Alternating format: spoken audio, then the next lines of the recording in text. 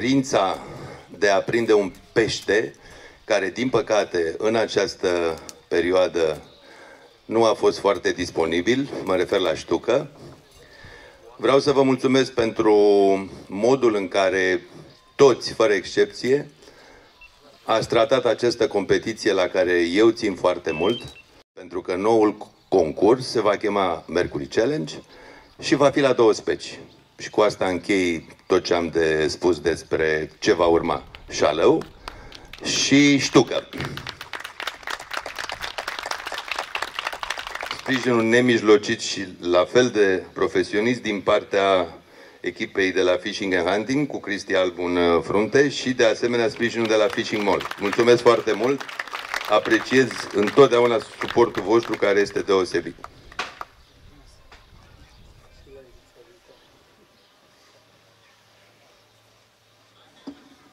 Și tombola se va organiza în felul următor.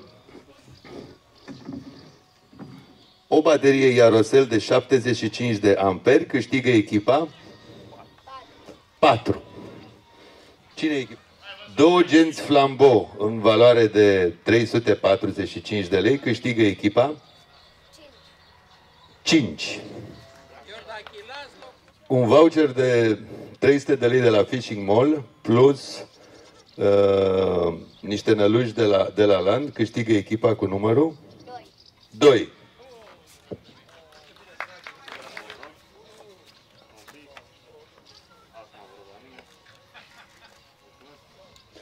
Două role de fir Momoi Shock, două role Momoi Excite și un sonar Lawrence. Câștigă echipa 6. Plecând de la acest lucru, îl invit pe Robert Cristescu și pe Radu Vraciu, pe care îi felicit pentru locul 3.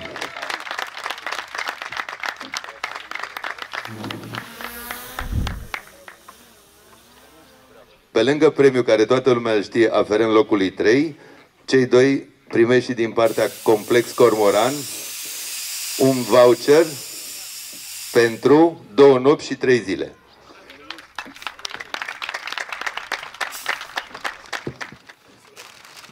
Și de asemenea din partea Heracles, prin intermediul lui Ciobi, îmi face plăcere că el le înmânează premiile. Premii pentru locul 3.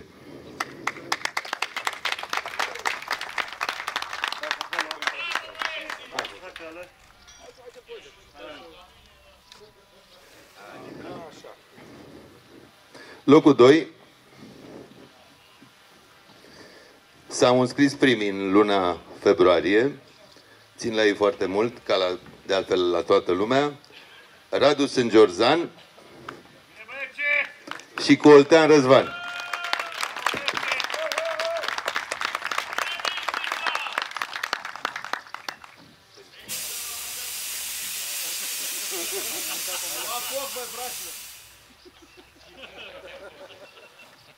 De asemenea și ei au primit din partea Cormoran Resort un voucher de 2 nopți și 3 zile, 2 nopți și 3 zile, da? Și de asemenea din partea lui Ciobi, tot de la Heracles, premii, zic eu, destul de deosebite. În afară de ce este aici, premiul 2 conține și o barcă Linders cu un motor de 20 de cai, iar sunt sigur că Robert și cu Radu știu că premiul 3, motor de 30 de cai. Da.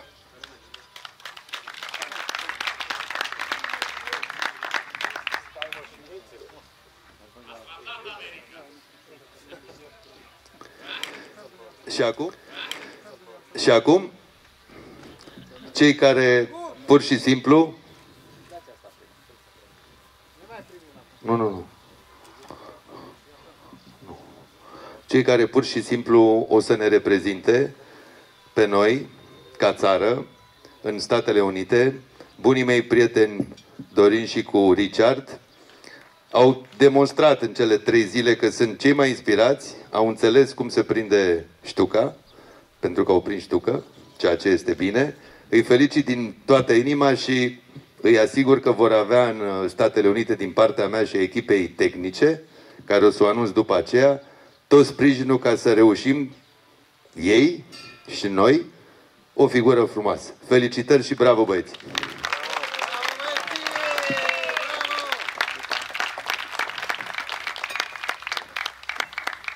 Noroc cu Richard!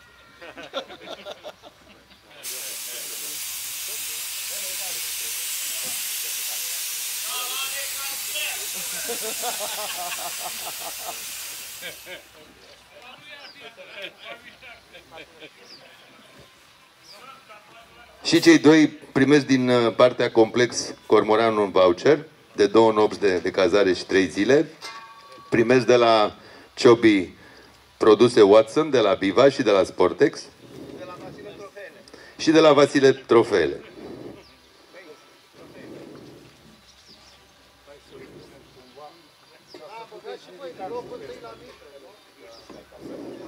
Bravo, Bistrița! Bravo, prietenii mei! Ce mai aproape?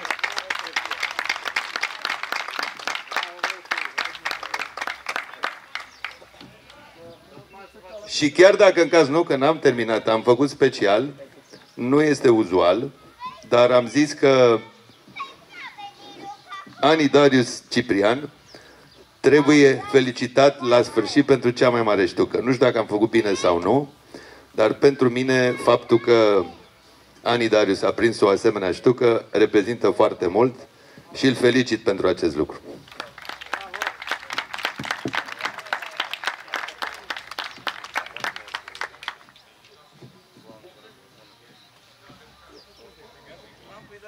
Salut, felicitări! Mulțumim! Cum e? Așa, cu gândul la mirajul celor $1.000.000 premiu. Spun ceva, am recitivat, pentru că este al doilea pași pe care îl câștigăm. E un sentiment deosebit și am muncit foarte mult. A reușit chestia asta. Da, gândul că veți merge în America să câștigați acei $1.000.000, Cine îmi dă și mie o țigare? Ceva? Ne impulsionează și ne și face să ne gândim că trebuie să facem antrenamente serioase pentru specia de acolo, mai ales că O altă specie, nu? Da, vorbim de bas și probabil că vom face tot ce e necesar să... Dar oricum, basul se apropie cu bibanul românesc, așa că sunt... Încercăm să ne obișnuim cu ideea, întâi ne obișnuim cu ideea, după care... Emoțiile sunt mari, îți dai seama. Felicitări și dacă e să veniți cu $1.000.000 acasă, va fi și mai bine. Mulțumim frumos, mai bine. Locul 2, felicitări din partea mea și de a tuturor celor care au participat la acest eveniment. Cum a fost? Ai hemoragii verbală, Destul de greu, știu că nu prea am mâncat, însă în final ne-am descurcat cât de cât. A ieșit bine până la final. Înțeleg că ați câștigat și o barcă cu tot cu motor, o este de folos cu siguranță. Da, în principiu da. Pentru cei care ne urmăresc acum, cum e un astfel de concurs, așa, ca emoții, ca și sportivitate? Multă adrenalină. Ce zic soțiile voastre acasă? Au lipsit atâtea zile? Înțeleg. Înțeleg? Înțeleg. Felicitări din partea mea și numai bine. Mersi mult. Felicitări și pentru barcă, să vă fie de folos și mai ne vedem la concursul. Doamne ajută. Felicitări, locul 3. Cum a fost? Greu. A fost foarte greu, 3 zile de caniculă, dar într-un final ne-am dat seama cum trebuie să prindem pești și ne-am plasat în loc. Foarte bine. Din punct de vedere al vremii, cum a fost? Greu, cald, foarte greu. cald afară. Asta spune și Robert, că suntem de 3 săptămâni în Delta și am prins... Și prin ploaie, și prin furtună, și prin soare canicular și am Ce reușit zic să... familiile voastre acasă? Stați 3 săptămâni în Delta. Am avut derogare de la fete, dar ne așteaptă acum în final cu aceste cupe frumoase. Foarte experiență. Ne înțeleg. Ați câștigat și ceva premii consistente, înțeleg. Motor de barcă, foarte frumos. Da, foarte bune premii. Vă felicităm și ne mai vedem la concursul. Sigur, cu mare plăcere. Mai bine. Cea mai mare captură, felicitări! Ce ai prins? Înțeleg o ștucă, nu? Cât a avut? 58 de centimetri. Povestește-ne puțin cum a fost. Adrenalină, cum... Spune-ne A venit o surpriză frumoasă în a treia dimineață, după 2 zile de căutări. În a treia dimineață, la 10 minute, după a treia lansare. Ai avut emoții până să o bagi în mincior? Când am pus-o după aia în live și am văzut că stă pe diagonală, bine, e destul de mare. Da, știu că 58 de centimetri, ai 58, mă scuze. Ai pescuit intensiv, înțeleg, 3 zile, în afară de zilele astea în Moș, ai mai fost și alte zile în Delta, aici la 2 zile de antrenament. Cum se pare Delta așa, la oprimii? Și Radu sunt lucruri noi la această pescuită. Și concursul ca atmosferă a fost frumos? Foarte frumos, bine pregătit. Mulțumim. Felicitări! Ați păcălit, nu mai știu ce trebuie la urmă, da. Felicitări pentru organizarea unui astfel de eveniment absolut deosebit, premii foarte consistente, participare mare, chiar dacă peștele nu a răspuns extraordinar de bine, totuși participanții s-au simțit bine și impresionant. Locul întâi, înțeleg, pleacă la campionatul mondial sau un campionat în Statele Unite, Open, unde cel mai mare premiu este de $1.000.000, un miraj pentru oricare pescar care și-ar dori să participe la un astfel de talon de eveniment. Într-adevăr, și noi suntem foarte încântați pentru această... Avem o satisfacție fantastică că o echipă din România a fost selectată de Johnny Morris, cel care organizează primul concurs de pescuit pentru pescari amatori. Întâmplător este și cel mai mare concurs care a fost până astăzi. Într-adevăr, ați spus bine, premiul întâi este $1.000.000. Va fi un challenge, va fi destul de complicat, însă noi, American Nautics, vom avea grijă ca echipa care a câștigat, Dorin Popa și cu Richard Pavel, să aibă tot suportul, să meargă cu cel puțin 10 zile înainte să cunoască lacul. Va fi o echipă tehnică care o să o stabilesc ulterior și va fi anunțată pe pagina de Facebook. Dar, în final, spun că atunci când vedem că toată lumea este mulțumită, atunci când ne dăm seama că oamenii vin cu plăcere la un asemenea concurs, nu știu dacă în caz cele mai senzaționale premii, încercăm ca întotdeauna să oferim premii deosebite. Când văd asemenea atmosferă, înseamnă că noi, American Nautics, ca firmă, ne-am atins scopul. Credeți că avem șanse să venim cu $1.000.000 acasă? Românii sunt pescari foarte buni. Sunt pescari foarte buni. Am mare încredere, am mare ambiție și sunt convins că în primul rând ei au, pentru că au o șansă unică. Nu știu dacă în caz Johnny Morris va mai organiza în continuare un concurs de o asemenea anvergură, dar vor avea tot sprijinul nostru și le vom ține pumnii, pentru că asta este o cinste ca o echipă din țara noastră. Înțeleg că numai 4 națiuni poate să participe din exteriorul Statelor Unite. Da.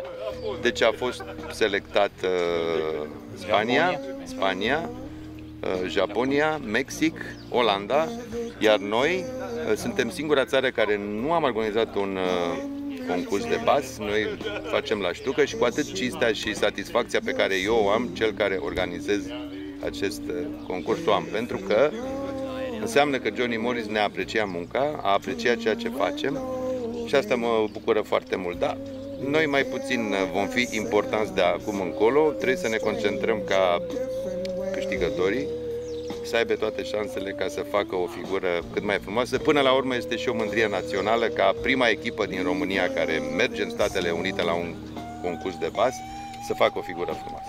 Felicitări pentru tot evenimentul, Mulțumesc. felicitări American Nautics pentru Mulțumesc. ceea ce oferă pescarilor din România și ne mai vedem și la anul. Cu drag. Mai bine. Toate cele bune.